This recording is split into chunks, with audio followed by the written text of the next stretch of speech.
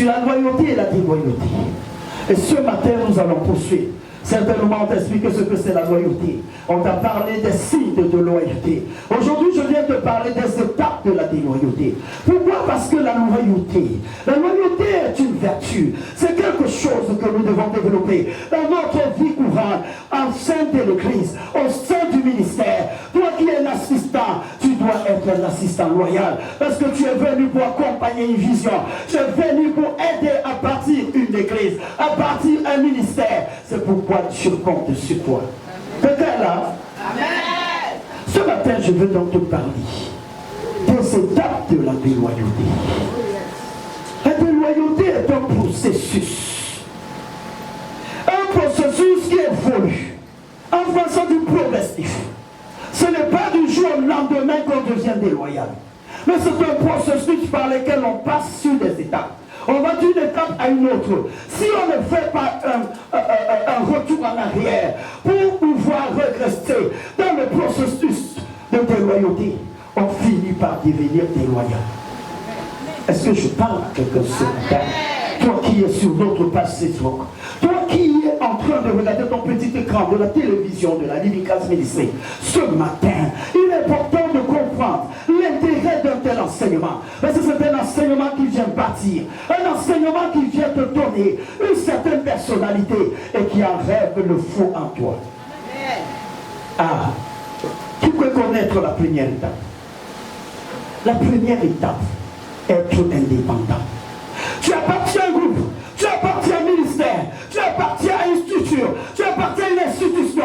Ah, je suis en train de généraliser. Ça veut dire qu'on peut être indépendant, pas seulement à l'église, mais également dans une structure, dans une entreprise à laquelle on appartient. On est indépendant lorsqu'on est dans l'insoumission, lorsqu'on ne respecte pas les règles, lorsqu'on ne voudrait pas être dans le moule, au même moment que les autres perdent ce qu'on attend de vous. Vous êtes indépendant. Et cette indépendance, si vous ne pouvez pas changer cela, cette attitude, vous allez devenir autre chose. Vous allez progresser vers les étapes de la déloyauté. Est-ce que quelqu'un est là ce matin? La Bible déclare, 1 Corinthiens 4, verset 2, il est demandé du reste au dispensateur que chacun soit retrouvé fidèle. C'est une recommandation de Dieu. Toi qui es le serviteur de Dieu, toi qui es l'assistant à côté du prophète ou d'un pasteur principal, tu dois savoir que Dieu recommande, et c'est un devoir pour toi d'être trouvé fidèle. Est-ce que vous êtes là ce matin? J'espère que cet enseignement est en train de passer.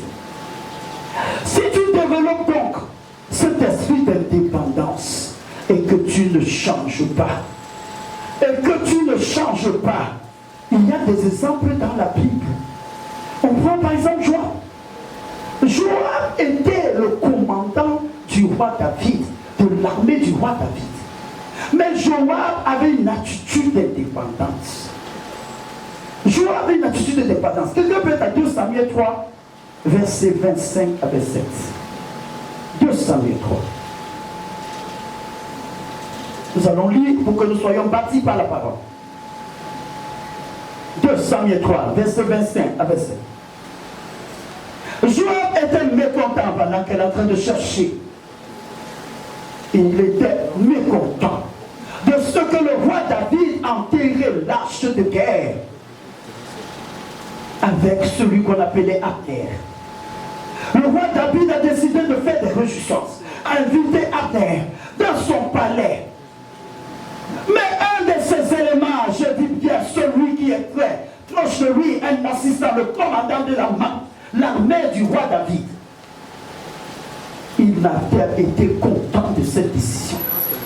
Et il prit de côté Abner pour l'éliminer. Est-ce que quelqu'un est là-bas? 2 Samuel 3, verset 25 à 27.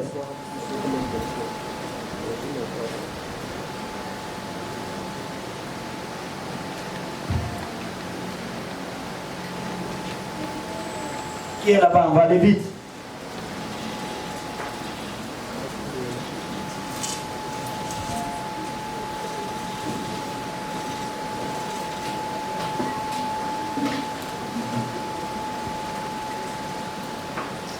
Et avec le Bible.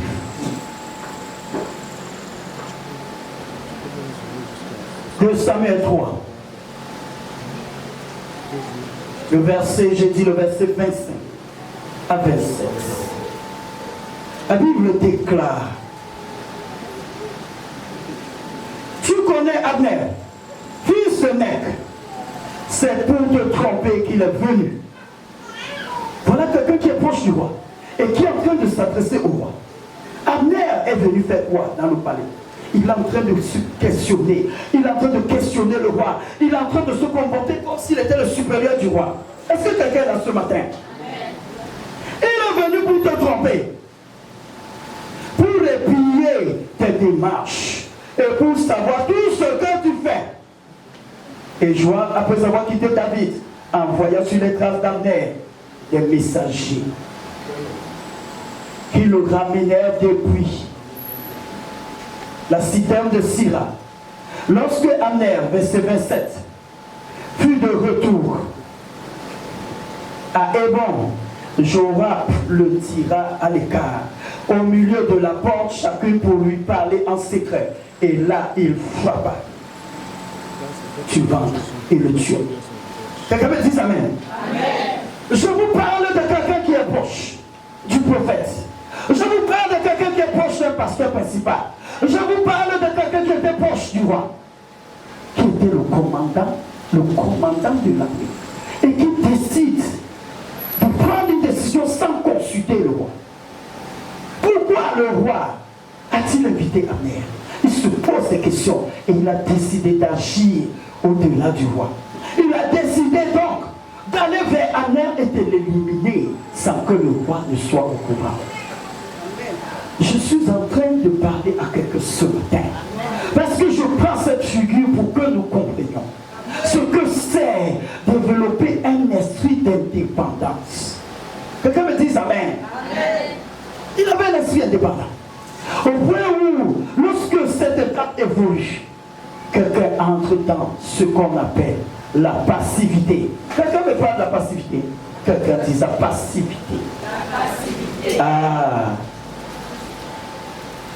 Il est dans la passivité.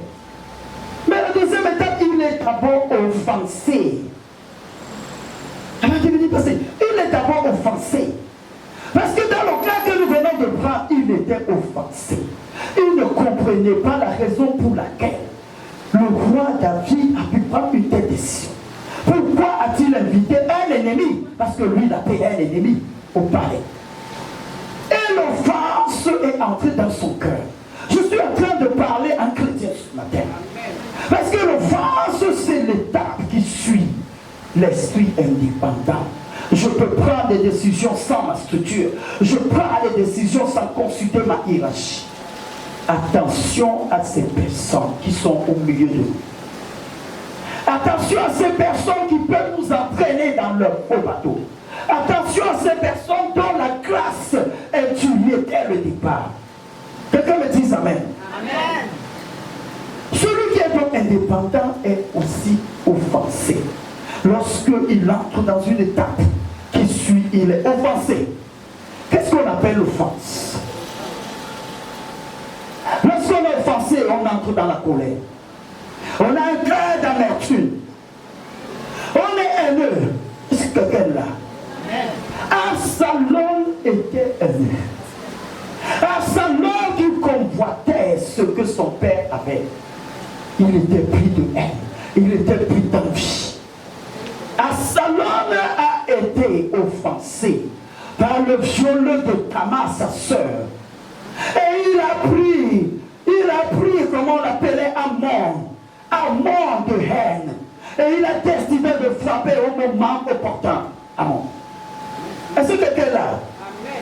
Nous devons éviter de pouvoir développer ces étapes en nous. Au milieu de l'église, ces personnes existent. Des personnes qui veulent entraîner d'autres personnes. L'autre jour, le prophète Johnson l'a dit. Des personnes qui doivent en réalité assister et aider la vision à avancer. Ce sont ces personnes qui portent la qualité de serviteurs qui se retrouvent en train d'avoir parfois certaines attitudes. Que Dieu vous préserve ce matin. Cet enseignement passe pour que nous soyons préservés. Quelqu'un doit demander à son Dieu de le préserver de tout ceci, de le préserver de cela, de la déloyauté. Parce que ce sont des étapes de déloyauté dont nous parlons ce matin. Celui qui se reconnaît dans ce cas, il peut demander à Dieu de l'aider à détruire la semence de déloyauté qui est entrée en lui. Quelqu'un me dit Amen. Absalom dans la Bible a tué celui qui avait violé sa sœur Amon, sans même consulter son père, sans même consulter leur père, parce qu'ils avaient le même père. Et le même père qui pouvait infliger une sanction qu'on connaît, la loi de Moïse, la loi qui demande qu'on tue celui qui viole. Mais le père ne le fit pas, mais le fils, oui. Pourquoi? Le fils a été pris de haine. Est-ce que cet enseignement est en train de passer ce matin? Amen. Tu dois éviter que ceci entre en toi, que cette semence de déloyauté entre en toi.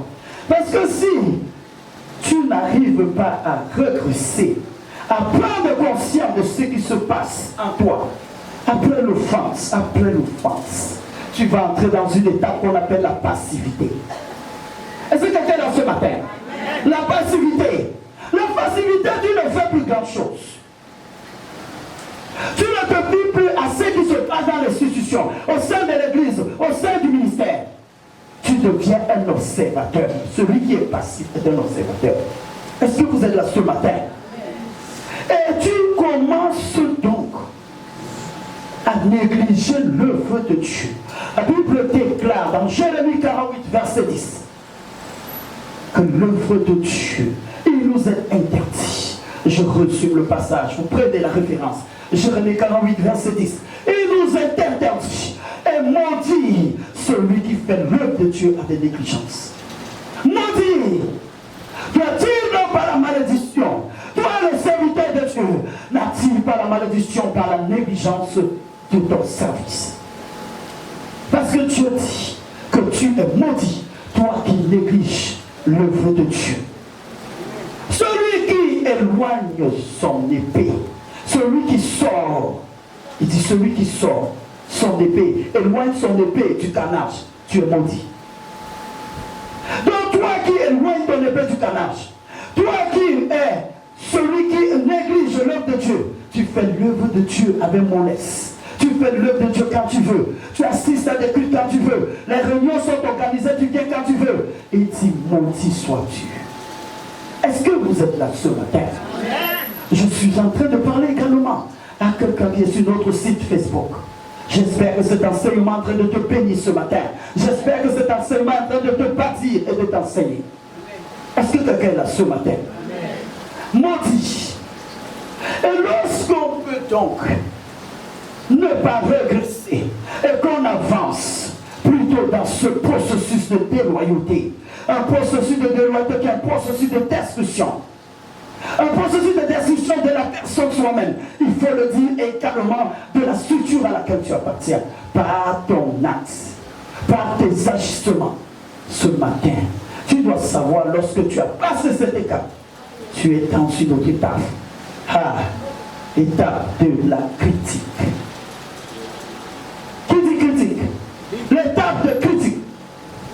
Celui qui est passif, offensif, indépendant, il devient ensuite quelqu'un qui critique tout. Quelqu'un qui trouve qu'il y a des erreurs, il expose toutes les erreurs, tous les fautes du fondateur. Il devient celui qui en réalité est comme quelqu'un qui peut tout faire. Subitement, il a la vision. Toi pour qui on a béni, souvent. Toi pour qui on a souvent prié. Toi qui on t'a délivré. Aujourd'hui, tu penses que tu peux te mettre à la hauteur de ton fondateur, à la hauteur du pasteur principal, à la hauteur de celui qui est le prophète, celui qui a reçu de Dieu la vision. Est-ce que vous êtes là? Vous êtes trop calme? Si cet enseignement est en train de passer, je voudrais que quelqu'un dise Amen. Amen. Dans cette étape, tu critiques tout. Toute l'organisation, tout le fonctionnement, tu critiques. Je reviens sur l'exemple d'Absalom parce que c'est le parfait exemple. Il a tout critiqué dans l'organisation, dans le fonctionnement. fondements de tout ce qui était comme institution au palais du roi David. 2 Samuel 13, 22.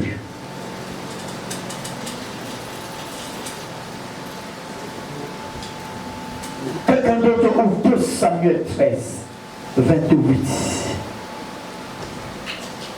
Absalom critique tout ce que son père fait. Absalom avait l'histoire de Tamar. Parce que 2 Samuel 13, 22 et 2 Samuel 13, 28, on parle toujours de l'histoire de Tamar qui a été tuée. Absalom décide. Il est resté calme. Parce que celui qui est dans cette étape, il est calme. Mais il est vicieux. Il est dangereux. Il ne parla ni en bien ni en mal de Amon. Qu'est-ce qu'on dit dans 2 Samuel 13, 28? Qui est là-bas? Absalom donna cet ordre à ses serviteurs. Yes. Faites attention quand le cœur d'Amnon sera égayé. Faites attention quand son cœur sera égayé. Qu'est-ce qu'on fait? Par le vin, et je vous dirai. Frappez Amnon. Frappez. Alors, tuez-le, ne craignez point. Tuez-le. N'est-ce pas moi qui vous l'ordonne? Soyez ferme et montrez du courage. N'est-ce pas moi qui l'ordonne? Toi, tu ordonnes dans une institution à laquelle tu appartiens. Toi, un élément, une entité. Tu es qui? Quelle est ta qualité? Tu commences déjà à te prendre la tête. Tu commences déjà à penser que tu es au-dessus de celui qui donne les ordres. Est-ce que je parle à quelqu'un ce matin? Tu as un élément qui est enseigné. Tu as un élément qui ne fait rien, qui oublie d'où tu viens. Tu commences à tenir tête à celui qui commande. Tu penses même que l'onction que cette personne a dans les critiques, aïe aïe aïe, dans les critiques, tu penses même que cette onction vient du diable. Il y en a qui ont pensé quitter le ministère et qui sont partis dans les problèmes. Parce qu'à un moment donné, on remet tout en cause. Parce que dans cet état, on remet tout en cause. Est-ce que vous êtes là? On remet tout en cause. On pense plutôt que ce qu'on dit, c'est ce qui est. Donc il commence à se prendre la tête. Il ne peut plus agir ensemble avec les autres. Il pense qu'il est même au-dessus de celui qui commande. Il pense même que c'est lui qui détient les commandes. Il pense même que c'est lui qui a l'option dans le ministère. Et que celui qui a même reçu la vision, il n'est pas de Dieu. Et lui, il dit, moi je suis de Dieu parce que je suis le Fils du Très-Haut. Il oublie que quand on a prié pour lui, il a été délivré. Parce que l'onction de Dieu est passée par celui qui a prié pour lui. Je ne sais pas si je parle aux chrétiens ce matin. Je parle également à vous qui êtes connectés sur la page Facebook, vous qui êtes connectés sur notre petit écran, la télévision de la SCMT. C'est à vous que je parle également ce matin. Il ne parle ni en bien ni en mal, il est calme. Mais il est vicieux, il a des mauvaises idées, il a des mauvaises opinions, il veut renverser l'autel de son père. Je prie ce matin que ceci ne soit pas ton histoire. Je dis ceci n'est pas ton partage. Je ne sais pas si tu dis amen, c'est que tu vas recevoir. Si la semence de loyauté était insérée à toi, si la semence de loyauté était en train de prendre son chemin, ce matin je dis que c'est détruit in the mighty name of Jesus. Et seulement pour celui qui est connecté et qui veut un changement. Est-ce que quelqu'un est là ce matin? Le deuxième exemple, Myriam et Aaron ont osé critiquer le prophète Moïse, qui avait reçu la vision, qui était leur père. Ils ont osé, parce qu'il avait pris une femme éthiopienne, une femme étrangère. Ils ont osé, mais nous savons ce qui leur est arrivé. Dieu a dit, je n'ai pas autorisé qu'on critique mes soins. Je suis en train de parler à quelqu'un ce matin. Parce que cet enseignement vient te bâtir. Cet enseignement vient permettre que tu aies cette personnalité, que tu développes les vertus et que tu laisses les défauts. Est-ce que quelqu'un est là ce matin? Ils ont donc osé critiquer le prophète Moïse alors que celui-ci était leur père. Ce matin, je déclare que ce n'est pas ton histoire. Je déclare ce matin que ce n'est pas ton histoire. Beaucoup de serviteurs se retrouvent dans cette position. Mais lorsque tu n'arrives pas à te rendre compte que tu es dans une étape comme celle-là, où tu es passé, tu es indépendant, tu commences à critiquer tout ce qui se fait. Le maître ne sait plus rien. Le maître n'a pas l'onction. C'est toi qui es le nouveau monsieur qui a l'onction. C'est toi maintenant qui veux tourner tes sorts. C'est toi maintenant qui critique tout ce qui se fait autour de toi. Est-ce que je parle à quelqu'un? Tu te retrouves dans une autre étape. Étape la plus dangereuse qui t'achemine vers la fin, la politique. Tu te retrouves en train de créer les partis politiques. Tu cherches à recruter des personnes. Tu voudrais faire passer tes opinions. Pourquoi? Parce que tu voudrais créer un autre parti. Il ne peut pas avoir dans une institution, dans une structure, au sein d'une église, deux groupes. Il y a un seul groupe. Et à la tête du groupe, il y a la hiérarchie. Il y a le chef commandeur. Ici c'est Emeritus. C'est lui qui a reçu la vision. C'est lui qui est ton patron ici. Si tu es dans une société, il y a un patron. Et il y a les exécutants. Toi, tu n'es que celui qui vient assister. Toi, qui n'es que celui qui vient aider. Est-ce que quelqu'un est là ce matin? J'ai maintenant donné des exemples. Et ces exemples sont bons. Parce que l'exemple le plus patent que je t'ai donné, c'est celui de Salomon. Je dis Salomon. Quelqu'un me dit Salomon. Le fils de son père. Le fils de son père. Vous savez ce qu'il disait? Il va aux portes de la vie, Salomon. Et il se met à recevoir les gens là-bas. Et il dit, mon père n'est pas là. Tu veux rencontrer mon père? Est-ce qu'il y a quelqu'un qui fait ça ici? Il n'est pas là. Et il n'a même pas délégué quelqu'un pour vous recevoir. Mais moi, je suis là. Quel est votre problème? Je vais le régler. Hé, le fils déloyal. Je suis en train de parler à quelqu'un ce matin. Tu n'auras pas l'attitude de Salomon. Parce que ce que disait Salomon, c'était de détruire l'empire de son père. Et il ne s'est pas arrêté là. Il a eu un projet de l'éliminer, qu'il a voulu mettre en exécution. Mais Dieu était là pour détourner ce projet. Est-ce que je parle à un chrétien ce matin? Est-ce que je parle à un chrétien ce matin? Tu ne seras pas Salomon. Tu ne seras pas Absalom. Tu ne seras pas Absalom. Absalom l'a tué. Absalom qui arrivait jusqu'à tuer. Absalom qui contredisait son maître. Absalom qui a oublié que grâce à son père, il a tout obtenu. Que s'il avait des honneurs, c'était grâce à son père. Absalom enviait les honneurs. Il enviait tout ce que son père avait. Ce matin, je déclare que ce n'est pas ton histoire. Amen.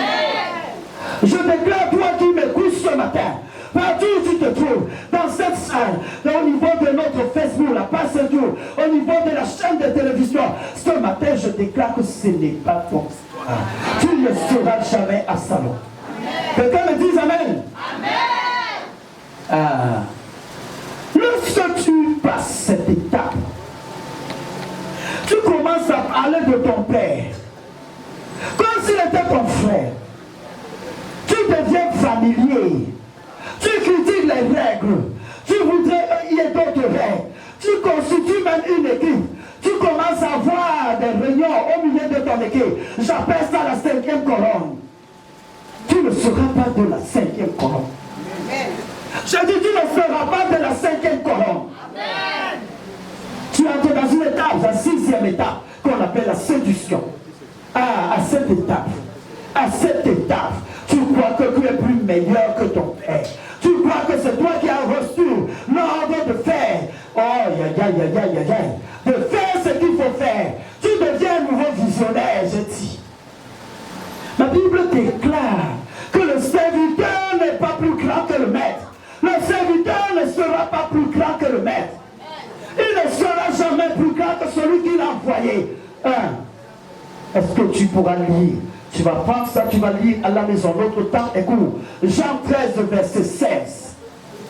Même si c'est que tu fais des espoirs. La Bible déclare dans Jean 14, Jésus avait donné le pouvoir à ses disciples, comme il t'a donné le pouvoir de réaliser des espoirs. Pendant que tu reçois l'onction de ton Père, tu entres dans les maisons, tu vas là-bas, c'est avec la couverture de ton Père. Tu vas là-bas, c'est avec l'onction de ton Père. Tu dois pouvoir être capable de parler de ton Père à quelqu'un. Tu dois apprécier ton Est-ce que vous êtes là ce matin? Bien que tu peux faire des espoirs. Comme les disciples de Josué l'ont fait, ne te prends pas pour le maître.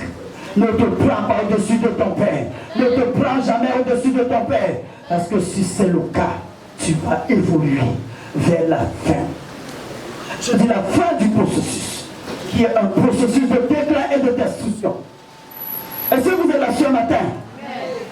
Lorsque tu as créé un parti, tu as recruté des gens, tu as des opinions, vous tenez des réunions, vous avez des programmes, vous faites des cultes à part, bien que tu sois toujours à l'église, tu fais déjà des réunions dans les maisons.